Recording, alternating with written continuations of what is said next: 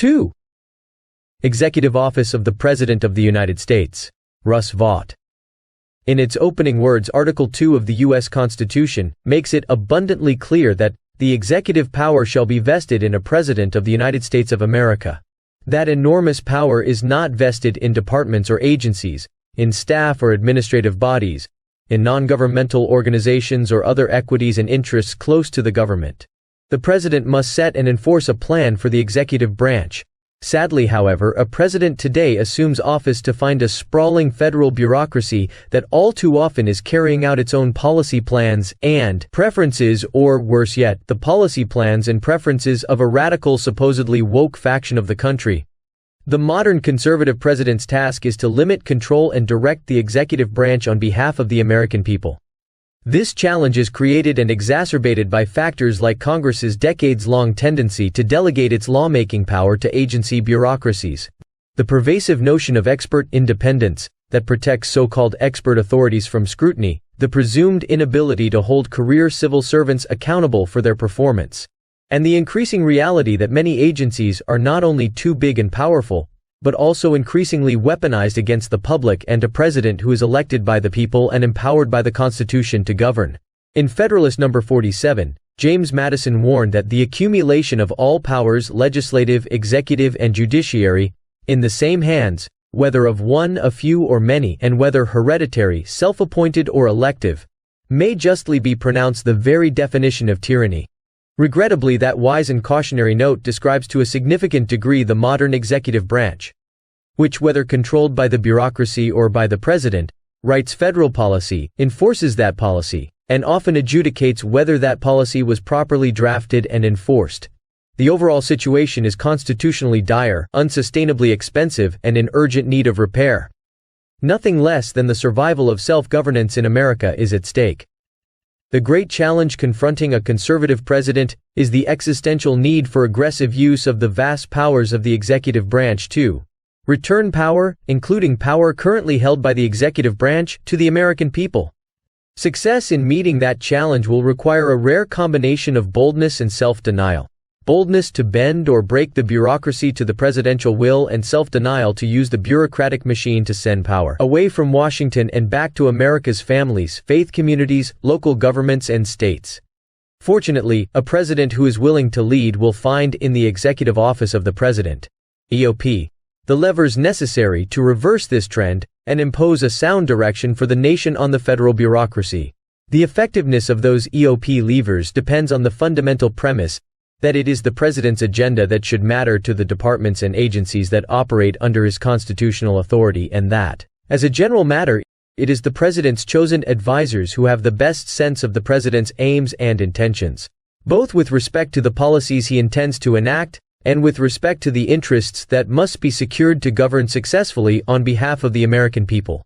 This chapter focuses on key features of and recommendations for several of the EOP's important components. U.S. Office of Management and Budget, OMB. OMB assists the President in the execution of his policy agenda across the government by employing many statutory and executive procedural levers to bring the bureaucracy in line with all budgetary, regulatory, and management decisions. Properly understood, it is a President's air traffic control system with the ability and charge to ensure that all policy initiatives are flying in sync, and with the authority to let planes take off and, at times, ground planes that are flying off course. OMB's key roles include developing and enforcing the President's budget and executing the appropriations laws that fund the government, managing agency and personnel performance, procurement policy, financial management, and information technology, developing the President's regulatory agenda, reviewing new regulatory actions, reviewing federal information collections, and setting and enforcing federal information policy, and coordinating and clearing agency communications with Congress, including testimonies and views on draft legislation. OMB cannot perform its role on behalf of the President effectively if it is not intimately involved in all aspects of the White House policy process and lacks knowledge of what the agencies are doing. Internally to the EOP, ensuring that the policy formulation procedures developed by the White House to serve the President include OMB is one of any OMB director's major responsibilities. A common meme of those who intend to evade OMB review is to argue that where resources are not being discussed, OMB's participation is optional. This ignores both OMB's role in all downstream execution and the reality that it has the only statutory tools in the White House that are powerful enough to override implementing agencies' bureaucracies. The director must view his job as the best, most comprehensive approximation of the president's mind as it pertains to the policy agenda, while always being ready with actual options to effect that agenda within existing legal authorities and resources. This role cannot be performed adequately if the director acts instead as the ambassador of the institutional interests of OMB and the wider bureaucracy to the White House.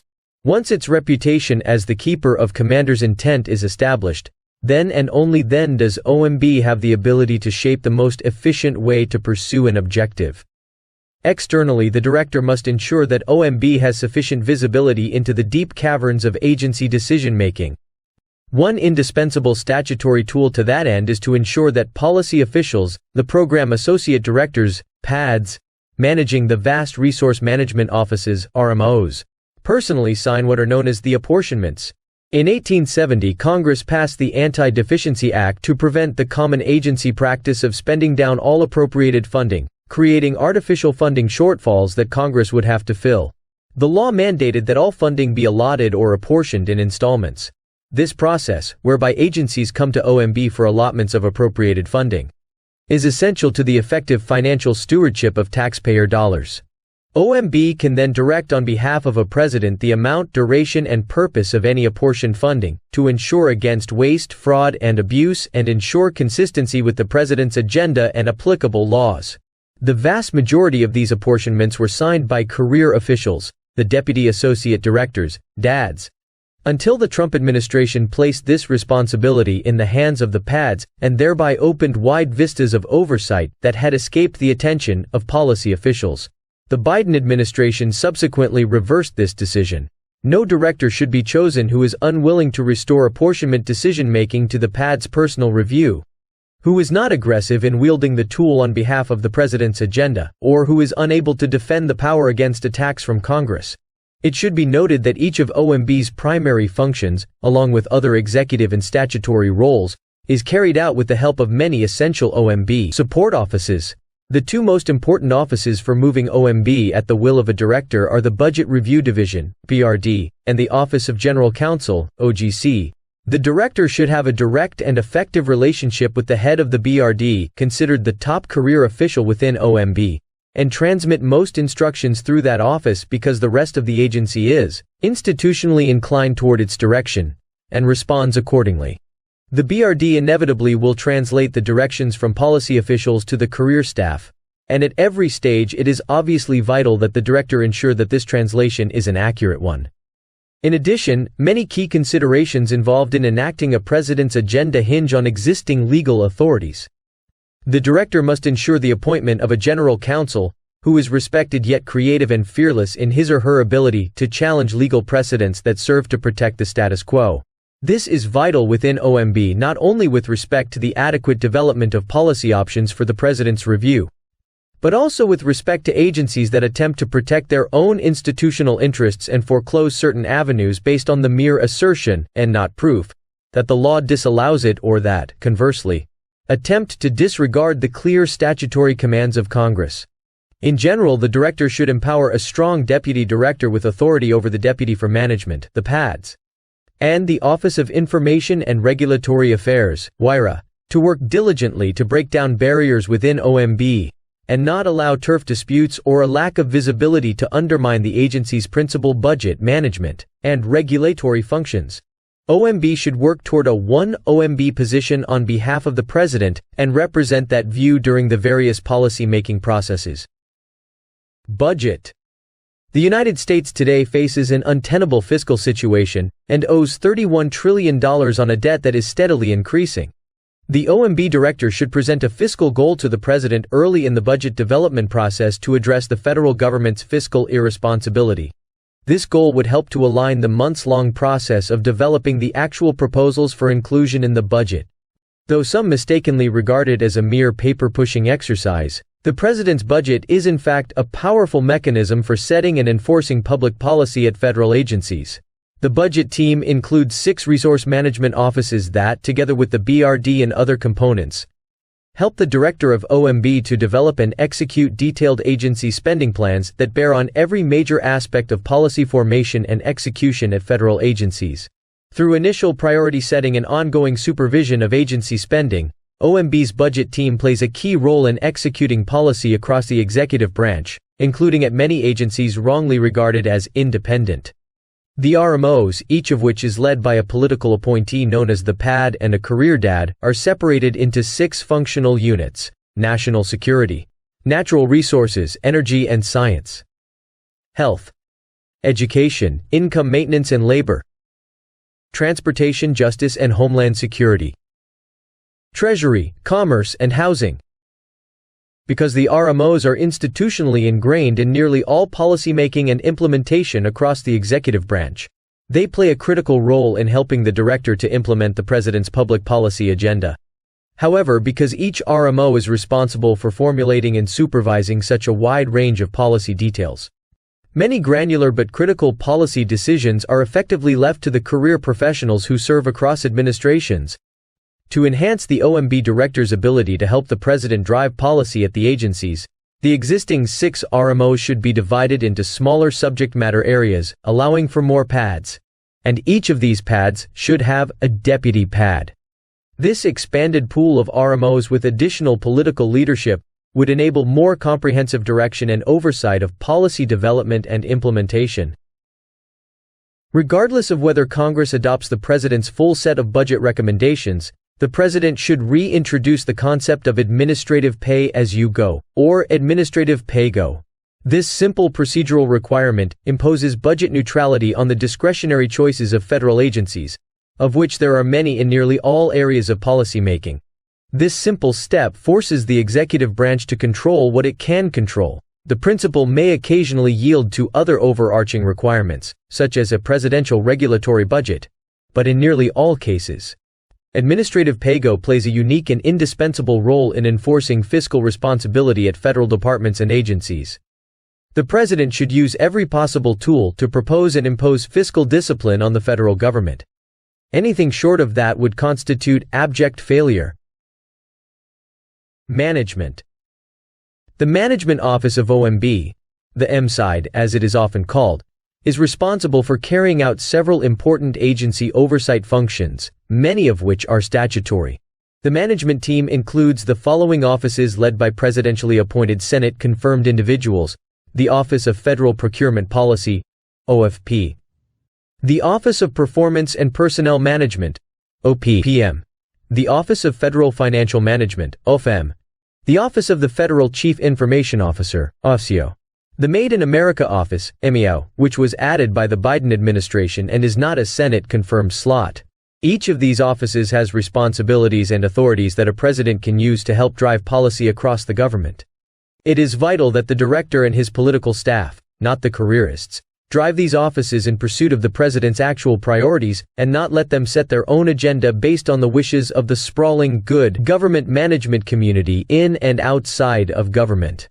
Many directors do not properly prioritize the management portfolio, leaving it to the deputy for management, but such neglect creates purposeless bureaucracy that impedes a president's agenda and train to nowhere.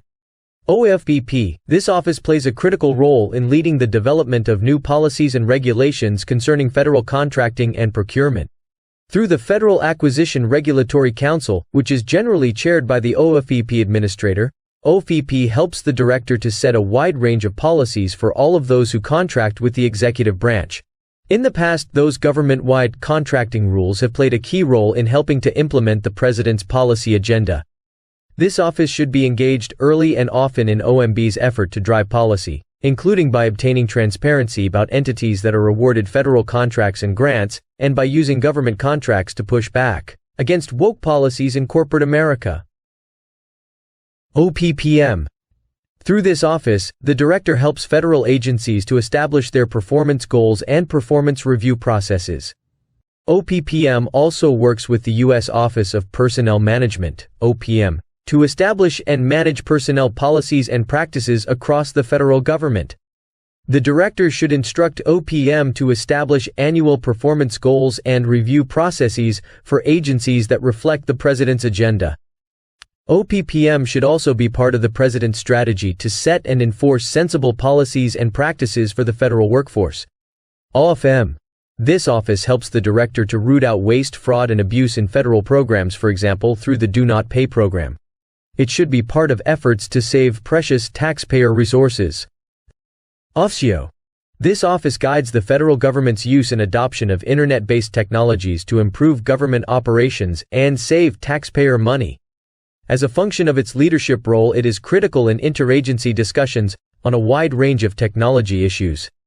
The office thus is an important part of the president's efforts to modernize, strengthen, and set technology adoption policy for the executive branch.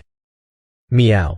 Building on the example and work of the Trump administration, President Biden established this office to centralize, carry out, and further develop the federal government's Buy American and other Made in America commitments. Its work ought to be continued and further strengthened. Regulatory and information policy. OMB's OIRA plays an enormous and vital role in reining in the regulatory state and ensuring that regulations achieve important benefits while imposing minimal burdens on Americans. The President should maintain Executive Order EO 12866, the foundation of OIRA's review of regulatory actions.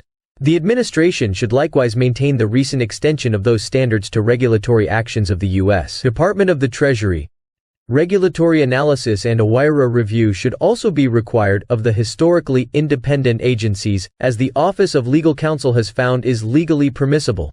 If the current administration proceeds with its declared intent to modify aspects of EO 12866 or review OMB Circular A4, the related document that provides the foundation for cost-benefit analysis, the next president should immediately begin to undo those changes and develop a rigorous, data-driven approach that will result in the least burdensome rules possible. The next president should also revive the Directive and Executive Order 138,918, that significant guidance documents also must pass through OIRA review. Because OIRA review often leads to fewer regulatory burdens, more regulatory benefits, and better coordination of regulatory policy, funding for OIRA tends to pay large dividends. Yet over the years, funding for OIRA has diminished. This trend should be reversed. The budget should also include sufficient full-time equivalent employees to form regulatory advance teams that would consult with agencies on cost-benefit analysis and good regulatory practices at the beginning of the rulemaking process for the most important regulations. These teams would help agencies take cost-benefit analysis into account from the beginning of their rulemaking efforts, which in turn would result in higher quality regulations and a swifter eventual OIRA review. To preserve the integrity of OIRA review, the staff who consult at the beginning of a rulemaking should not handle its eventual review. The next president should also reinstate the many executive orders signed by President Trump that were designed to make the regulatory process more just, efficient, and transparent. Executive Orders 13771, 13777, 13891, 13892, 13893, 13924 Section 6, 13979, and 13980 should be revived, with modifications as needed. Executive Order 13132 on federalism should be strengthened, so that state regulatory and fiscal operations are not commandeered by the federal government through so-called cooperative federalism programs. Additionally, the President should revise and sign an updated version of President Ronald Reagan's Executive Order 12630 on federal takings. The next President should strengthen implementation of the Information Quality Act, robustly use the authority of the Paperwork Reduction Act, carefully enforce the Privacy Act, and ensure the sound execution of OIRA's statistical and other information policy functions. Regulatory cooperation agreements can also promote the further adoption of good regulatory practices which improve market conditions for America and her allies. OIRA should also work with other components of OMB to revise and apply OMB's uniform guidance for grants and agreements, and ensure that federal contract and grant guidelines satisfy EO 12866 and other centralized standards as appropriate. But executive reforms and actions, while vital, are not enough. Congress also must act. The next president should work with Congress to pass significant regulatory policy and process reforms, which could go a long way toward reining in the administrative state. Excellent examples of such legislation include the Regulatory Accountability Act, SMART Act, GOOD Act, Early Participation in Regulations Act, Unfunded Mandates Accountability and Transparency Act, and RAINS Act.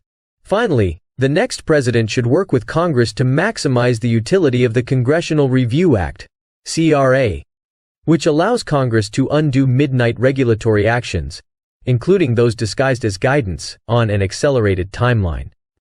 To leverage the CRA's power to the maximum extent, Congress and the President should enact the Midnight Rules Relief Act, which would help to ensure that multiple regulatory actions could be packaged and voted on at the same time. Immediate and robust use of the CRA would allow the President to focus his rulemaking resources on major new regulatory reforms, rather than devoting months or years to undoing the final rulemakings of the Biden administration. Legislative clearance and coordination. OMB plays a critical role in ensuring that the executive branch is aligned on legislative proposals and language, agency testimonies, and other communications with Congress. The director should use these authorities to enforce policy and message consistency aggressively and promote the effective engagement of the executive branch in legislative processes. National Security Council, NSC.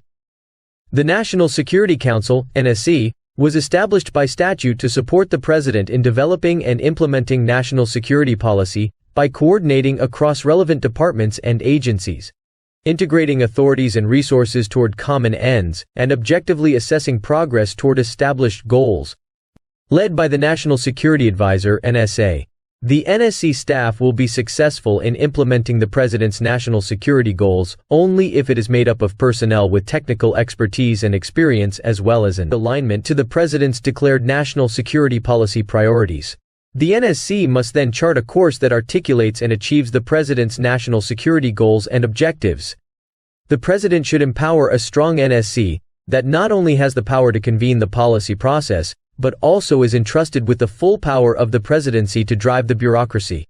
In organizing by means of presidential directive, an NSC staff that is more responsive and aligned with the President's goals and empowered to implement them. The NSA should immediately evaluate and eliminate directorates that are not aligned with the President's agenda, and replace them with new directorates as appropriate, that can drive implementation of the President's signature national security priorities. In addition to realigning the staff organization to the President's priorities, the NSA should assign responsibility for implementation of specific policy initiatives to senior NSC officials from across the NSC staff structure. These officials should develop, direct, and execute tangible action plans in coordination with multiple agencies to achieve measurable, time-defined milestones. Aligning NSC staff to the President's national security goals will provide clearer direction, a mandate for action, and a baseline of accountability that can be used to evaluate staff performance and the NSC's overall progress. Accountable senior officials, themselves either political appointees or a minimum number of career detailees, who are selected and vetted politically and report directly to political staff, should be the main day-to-day managers for interagency coordination and implementation of their assigned national security policy objectives. They should provide policy analysis for consideration by the broader NSC and relevant agencies, and ensure timely responses to decisions made by the President.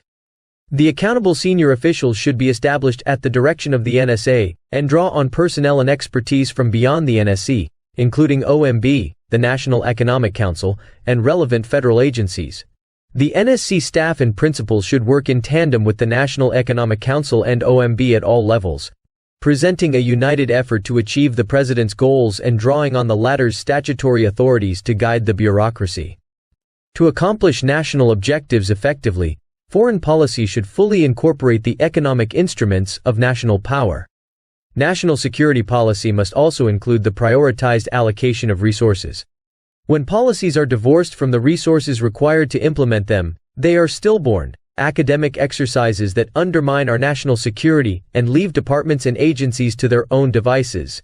The accountable senior officials should be empowered to identify, recruit, clear, and hire staff who are aligned with and willing to shepherd the President's national security priorities. NSC staff leads, under the direction of the NSA, should have the discretion to reduce the number of positions that need high-level clearances.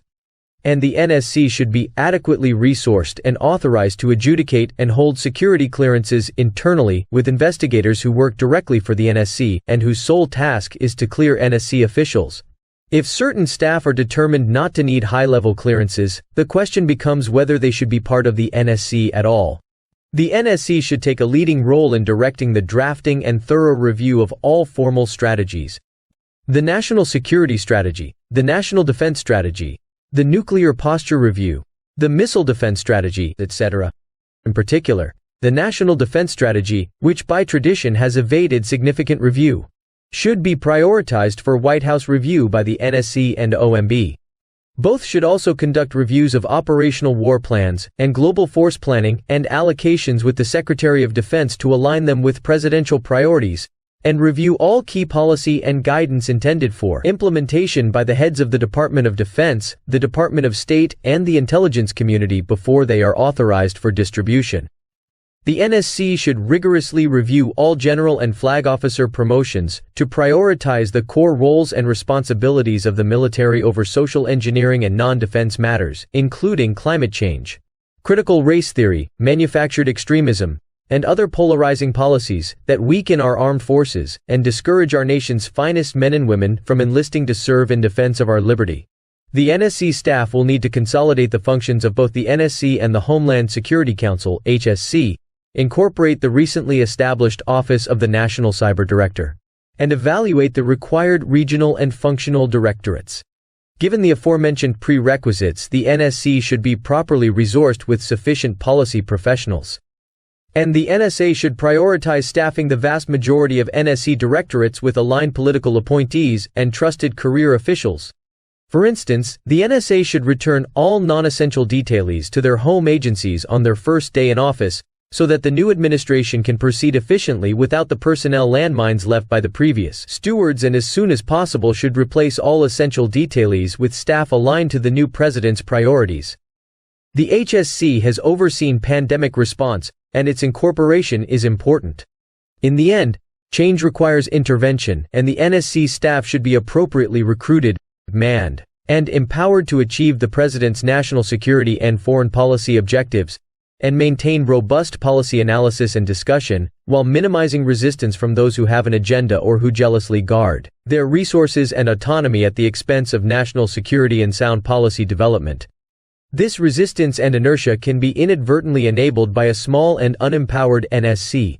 Additionally, the White House Chief of Staff and NSA must ensure that the NSC is functioning in tandem with the rest of the White House staff to benefit from the best strategic thinking of the president's top advisors. History shows that an unsupervised NSC staff can stray from its statutory role and adversely affect a president and his policies. Moreover, while the NSC should be fully incorporated into the White House, it should also be allowed to do its job without the impediment of duly hatted staff that report to other offices. For instance, the NSC needs its own counsel to inform what legal options can be provided to the president. The White House counsel should be part of that policy process as the president's top legal advisor. These recommendations provide a clear roadmap for rapidly sizing and solidifying the NSC staff to support and achieve the president's objectives beginning on Inauguration Day. National Economic Council, NEC. The National Economic Council is one of the policy councils serving the president along with the NSC and the Domestic Policy Council, DPC. The director serves as principal advisor to the president on domestic and international economic policy, and communicates the president's economic message to the media. The deputy director is responsible for the day-to-day operation of the council, which includes chairing the committee that coordinates economic policy development at the deputy secretary level. In effect, the director and deputy director are the officials who are primarily responsible for the development of economic policymaking for the administration. Once a policy is adopted, it is the appropriate agency's responsibility to implement it. The NEC's policy process is also used to determine whether the president should support or oppose legislation passed by Congress. In addition to its leadership, the NEC has policy experts, for example, special assistants to the president or SAPs, who are responsible for developing and coordinating, as well as advising the president, on specific issues. It is essential that the policy expertise of the NEC reflect the current environment's most pressing issues. Today this would include, among other topics, taxes, energy and environment, technology, infrastructure, healthcare, financial services, workforce, agriculture, antitrust and competition policy, and retirement programs. NEC SAPs should have a working knowledge of how the administration can implement policy through the rulemaking process, although it is not necessary that they be experts on regulation themselves, particularly given OMB's role. This will facilitate the NEC's effectiveness in coordinating administration policy. The NEC needs to work closely with other offices within the Executive Office of the President to promote innovation by the private sector and create an environment that will stimulate economic activity while reducing federal spending and debt. This includes working with the DPC, NSC, OMB, Council of Economic Advisors, Office of Intergovernmental Affairs, Office of Cabinet Affairs, White House Council, Council on Environmental Quality, Office of Legislative Affairs, and Office of Science and Technology Policy. To this end, the NEC director should chair a standing meeting with the principals from each of the other EOP offices to enhance coordination from within the White House.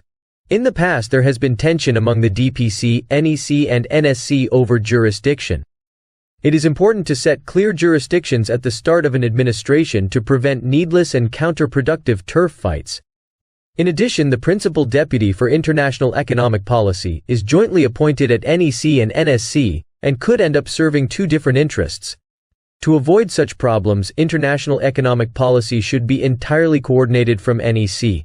It will be especially important for the NEC to work seamlessly with the Council of Economic Advisors, CEA, which provides the President and the White House offices with the latest economic data and forecasts, as well as estimates of the economic impact of proposed policies, and prepares the annual economic report of the President. The CEA is not a policy council and therefore does not run policy processes, which is the responsibility of the NEC, DPC, and NSC.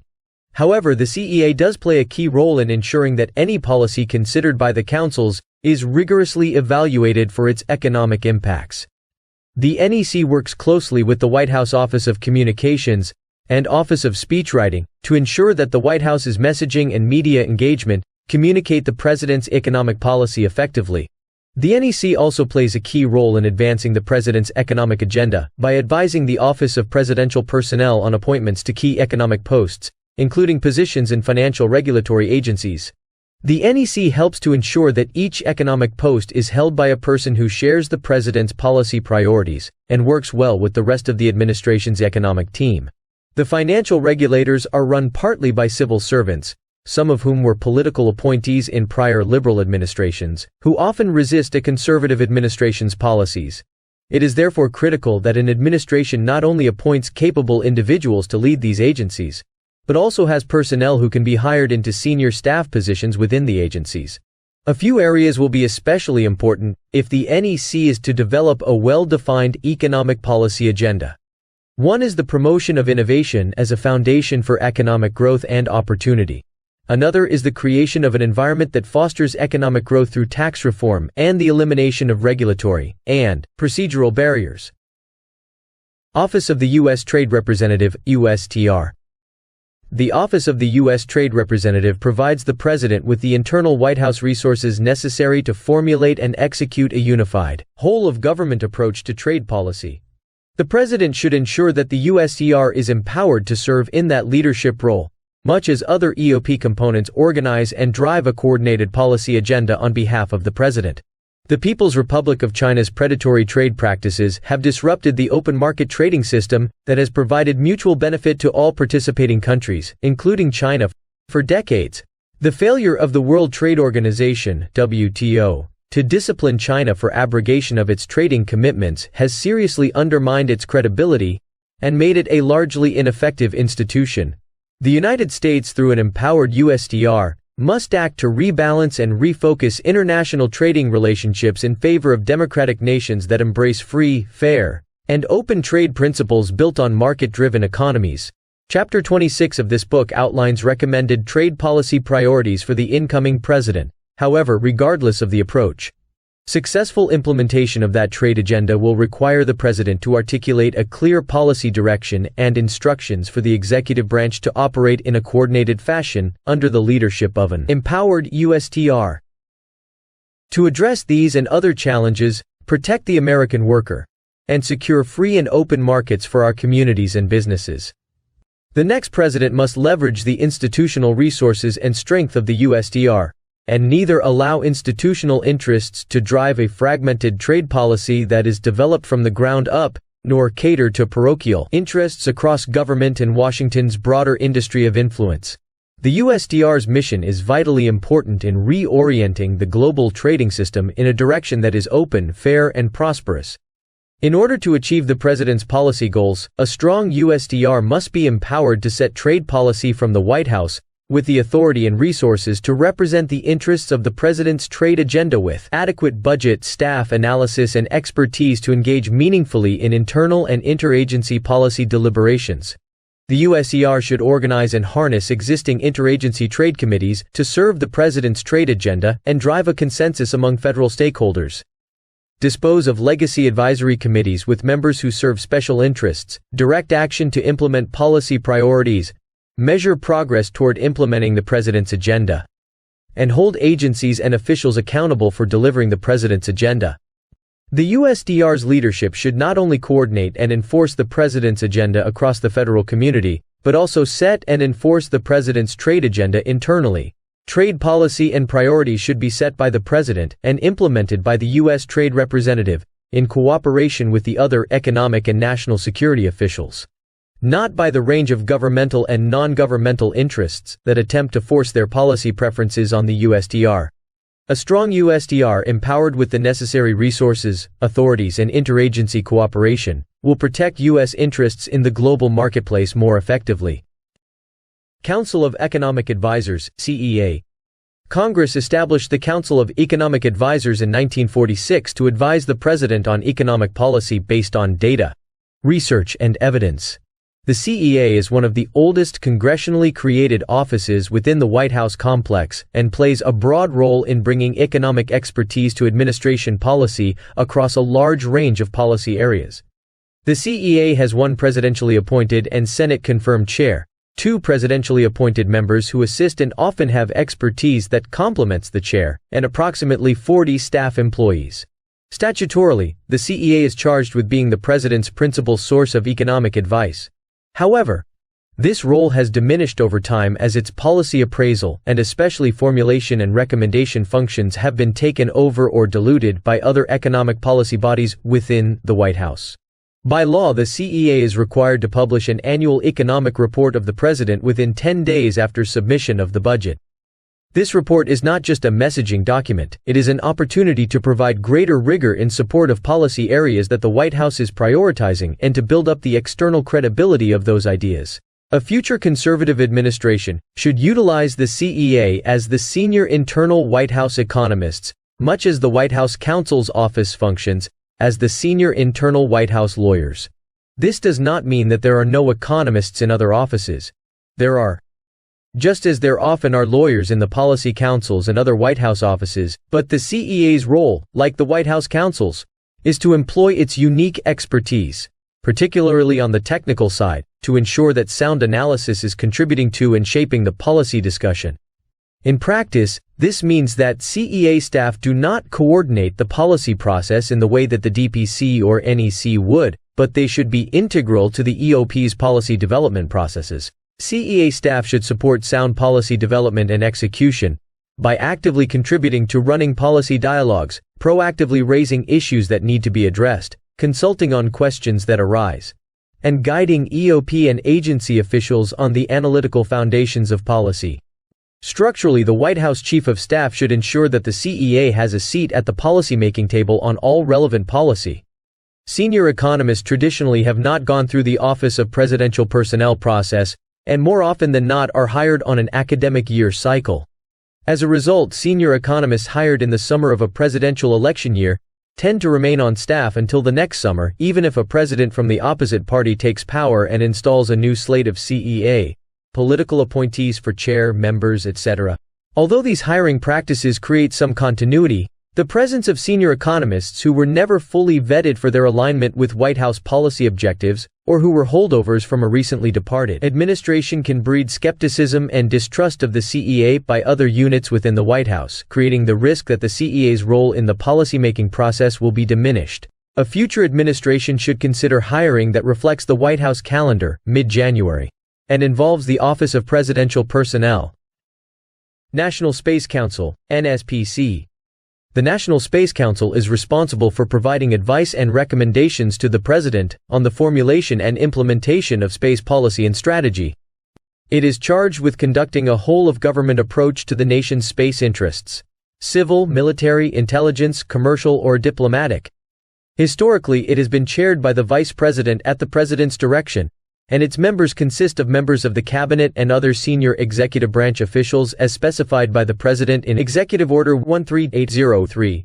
The NSPC's purpose is to ensure that the President's priorities relative to space are carried out and, as necessary, to resolve policy conflicts among departments and agencies that are related to space. Space projects and programs are risky, complex, expensive, and time-consuming, although commercial space innovations are lowering costs and accelerating schedules. Nevertheless, while fiscal discipline should not be ignored, long-term policy stability is crucial to investors, innovators, industry, and agencies. Policy stability is easier when policies and programs are aligned with long-term national interests, as opposed to those of particular advocacy groups or political factions. The Trump administration's major space policies, including the U.S. Space Force, the Artemis program to land the next Americans on the moon, and support for a strong commercial space sector, have endured under the Biden administration. Major challenges remain in implementation and regulatory reform to keep up with rapidly evolving space markets and competitors. These include the long-term sustainability of space activities in light of increasing orbital debris, creation of space situational awareness services for civil and commercial uses, management of mega-constellations, licensing of new commercial remote sensing capabilities, keeping up with licensing demands due to high launch rates, transitioning International Space Station operations to multiple, privately owned space platforms, and most important, accelerating the acquisition and fielding of national security space capabilities in response to an increasingly aggressive China. The Vice President should have a clear understanding with the National Security Advisor and the White House counsel that they and their respective staffs will work within the White House to determine the scope and leadership of policy reviews that can overlap multiple areas of responsibility. A similar understanding is necessary with the heads of other policy councils such as the NEC, DPC, and National Science and Technology Council, NSTC. As a result of the President's direction and the Vice President's leadership, the NSPC under the Trump administration was able to coordinate a wide range of space policy reviews, legislative proposals, and regulatory reforms smoothly. The NSPC generally led on space issues within the EOP, but other White House offices also took on space topics. As a member of the NSPC, and in coordination with other members, the Office of Science and Technology Policy developed a national space weather strategy, research and development plans to mitigate the effects of orbital debris, and protocols for planetary protection to avoid biological contamination of celestial bodies. The Council of Economic Advisors did research on the economic benefits of space property rights. OMB's Office of Information and Regulatory Reform updated and streamlined commercial launch licensing and commercial remote sensing satellite rules. During the Trump administration, if a topic was purely military, such as standing up the U.S. Space Command, the NSC took the lead. If a topic cut across military, civil, and commercial sectors, as was the case with cybersecurity in space, the NSPC and NSE would co-chair the policy review groups. Trusted, collegial relationships across the White House complex are critical to successful space policy development, implementation, and oversight. Nowhere is this more important than in the relationship between the NSPC staff and OMB staff who oversee civil and national security-related space spending. Teamwork between the NSPC and OMB staff can communicate clear presidential priorities to departments and agencies, facilitating smooth development of the President's budget request. The NSPC and OMB have many opportunities to collaborate in promoting presidential priorities, while finding offsets in lower priority programs and funding lines. Office of Science and Technology Policy, OSTP. The White House Office of Science and Technology Policy, OSTP, was created by the National Science and Technology Policy, Organization and Priorities Act of 1976. Before its creation, presidents received their advice and counsel on such matters through advisors and boards that had no statutory authority. The director of OSTP is one of the few Senate-confirmed positions within the executive office of the president. Consistent with other laws, the President may delegate to the Director of OSTP directive authority over other elements of the executive branch.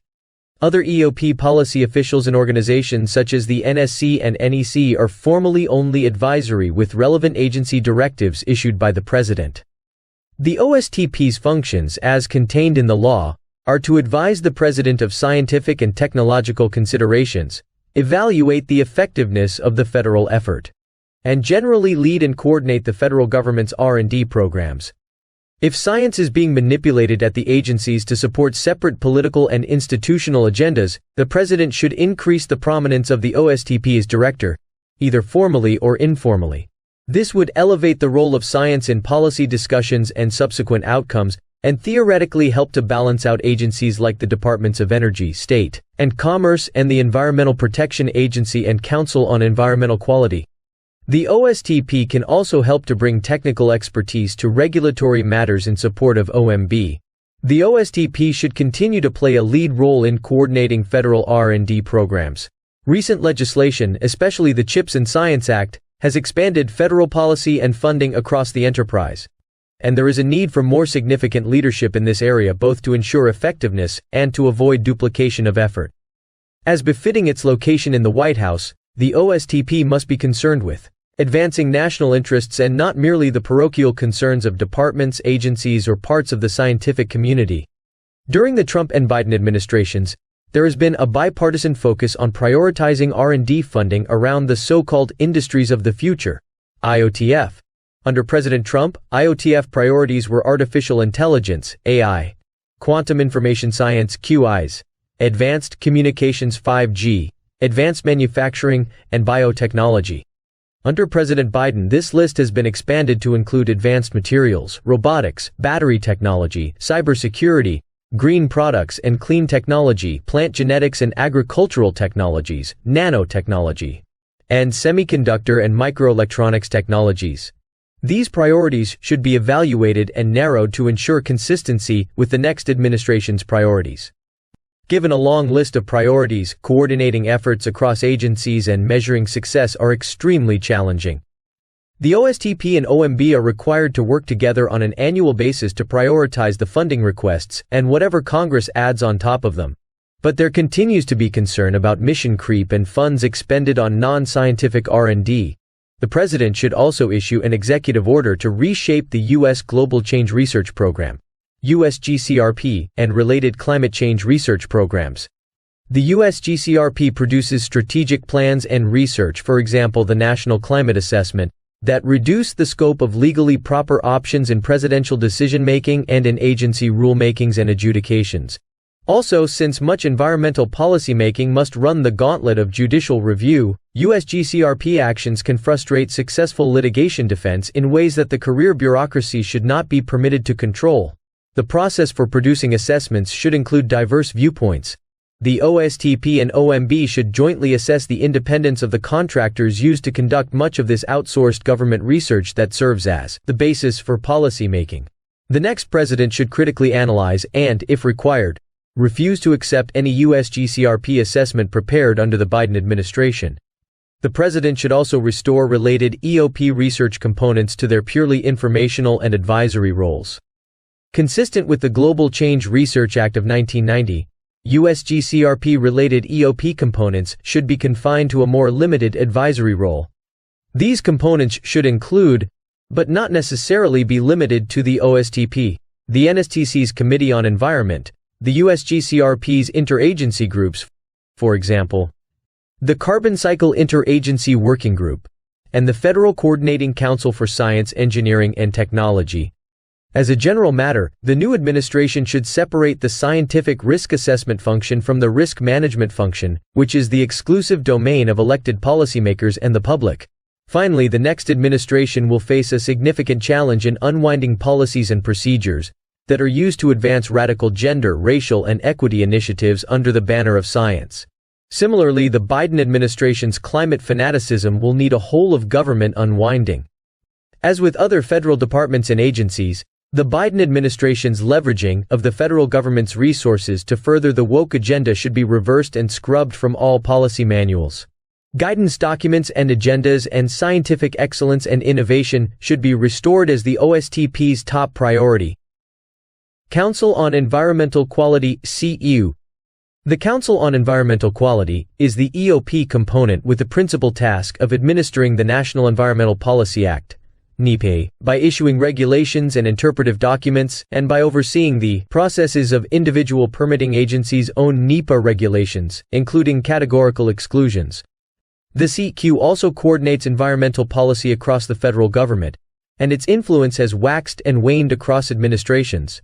The President should instruct the CEU to rewrite its regulations implementing NEPA along the lines of the historic 2020 effort, and restoring its key provisions such as banning the use of cumulative impact analysis. This effort should incorporate new learning and more aggressive reform options that were not included in the 2020 reform package, with the overall goal of streamlining the process to build on the Supreme Court ruling that CEU's interpretation of NEPA is entitled to substantial deference. It should frame the new regulations to limit the scope for judicial review of agency NEPA analysis and judicial remedies, as well as to vindicate the strong public interest in effective and timely agency action. The Federal Permitting Improvement Steering Council, of which the CEU is a part, has been empowered by Congress through significant new funding and amendments to FAST 41. The President should build on this foundation to further empower the FPISC by making its executive director an EOP appointee with delegated presidential directive authority over executive branch permitting agencies. For instance, the implementation of Executive Order 138071 federal decision revealed many ways that the systems established by EO 138007 can be improved.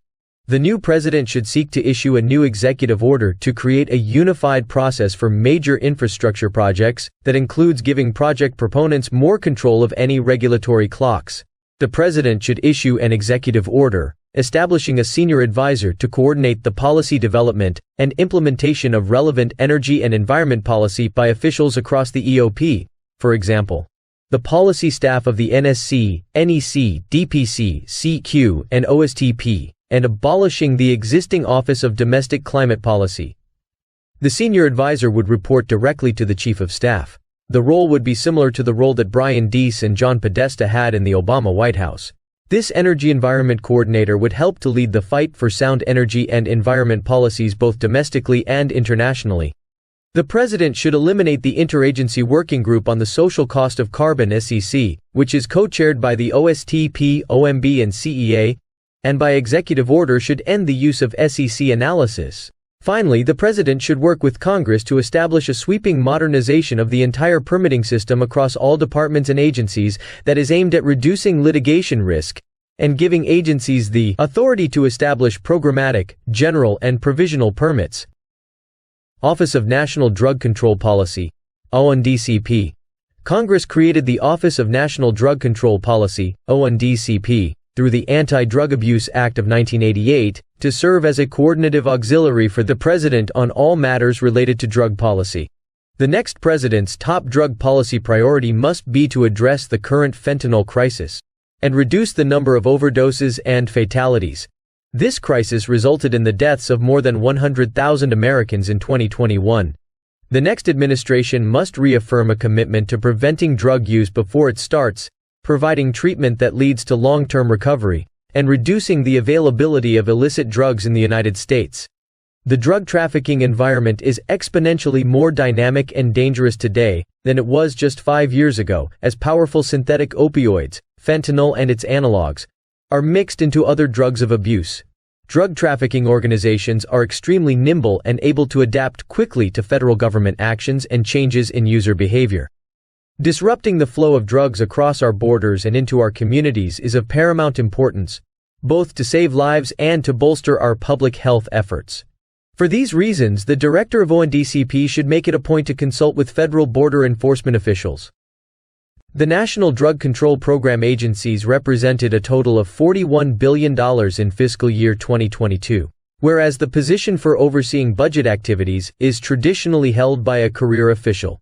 It is imperative that a political appointee lead the ONDCP Budget Office to ensure coordination between the OMB Program Associate Director and the ONDCP Budgetary appointee. ONDCP grant-making activities have been controversial over the years, particularly within conservative administrations concerned that the White House lacks the expertise to oversee such programs directly.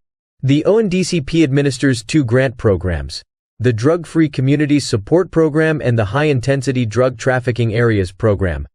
While it makes sense to transfer these programs eventually to the Department of Justice and Department of Health and Human Services, respectively, it is vital that the ONDCP director ensure in the immediate term that these grant programs are funding the president's drug control priorities and not woke nonprofits with leftist policy agenda. Thus, the president must ensure that the ONDCP is managed by political appointees who are committed to the administration's agenda and not acquiesce to management by political or career military personnel who oversaw the prior administration's ONDCP. Gender Policy Council (GPC). The President should immediately revoke Executive Order 14020 and every policy, including sub-regulatory guidance documents, produced on behalf of or related to the establishment or promotion of the Gender Policy Council and its subsidiary issues. Abolishing the Gender Policy Council would eliminate central promotion of abortion, comprehensive sexuality education, and the new woke gender ideology, which has as a principal tenet gender-affirming care and sex-change surgeries on minors. In addition to eliminating the council, developing new structures and positions will have the dual effect of demonstrating that promoting life and strengthening the family is a priority, while also facilitating more seamless coordination and consistency across the U.S. government. Specifically, the president should appoint a point of contact with the rank of special assistant to the president, or hire to coordinate and lead the president's domestic priorities on issues related to life and family in cooperation with the Domestic Policy Council. This position would be responsible for facilitating meetings, discussions, and agreements among personnel, coordinating administration policy, and ensuring agency support for implementation of policies related to the promotion of life and family in the United States. Office of the Vice President, OVP. The Vice President is elected to the second highest office in the nation and plays a constitutionally vital role as President in waiting. The Vice President is also the President of the Senate and is charged with breaking tie votes in that body. In recent years, the Vice President has been granted office space in the West Wing and the Eisenhower Executive Office Building. The OVP is another one of the levers that the President should use to execute his agenda. This is particularly true because there is significant and unique leverage that the Vice President's leadership of the OVP can evoke to shape policy discussions and outcomes. Every other appointed White House official serves at the pleasure of the President, whereas the Vice President is elected, and the process for filling vacancies in that Article 2 constitutional office, which includes confirmation of a replacement Vice President by a majority of both houses of Congress, is governed by the 25th Amendment. The Vice President has his or her own economic advisors, domestic policy and national security staff, and daily intelligence briefings. The Vice President should fill his or her office with strong and sound policy minds to effectively assist the President in fulfilling his agenda. The Vice President is also a statutory member of the National Security Council. In theory, in light of the fact that the Vice President is a member of the Smithsonian Institution's Board of Regents, there is nothing to prevent Congress from assigning the Vice President additional statutory duties. All of the component councils and offices discussed in this chapter include real policy development and implementation authority, and a robust OVP should be fully integrated into all policy formation procedures. Only a Vice President who is deeply steeped in the interworking of the interagency and policy councils can offer useful advice and prove helpful in accomplishing the President's agenda.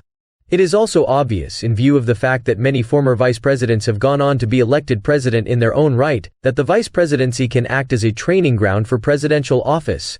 In the past, the vice president has been tasked with leading certain initiatives or issues. For example, Mike Pence was tasked with coordinating the federal response to COVID-19, and both Pence and Kamala Harris have chaired the National Space Council. Vice Presidents Richard Cheney and Dan Quayle were also active on the deregulatory front, and in imposing regulatory moratoria. However, OVP officials should be fully integrated into each and every process from the start of a new administration, and not have to wait to be invited to join various meetings or working groups on an ad hoc basis. For example, the budget and regulatory review processes are linchpins in the execution of policy, and the OVP should have a seat at the table through every phase of policy development. Past vice presidents have also spent significant time abroad serving as a type of brand ambassador for the White House and, more broadly, for the United States, announcing administration priorities and coordinating with heads of state and other top officials of foreign governments. The vice president, as president of the Senate, often serves as a presidential emissary to the Senate and thus can be especially helpful in securing passage of the president's legislative agenda. To the extent that he or she desires, a vice president can have a direct role in shaping administration policy. A vice president who regularly attends meetings and disperses staff across the interagency and policy councils is a vice president whose voice will be heard.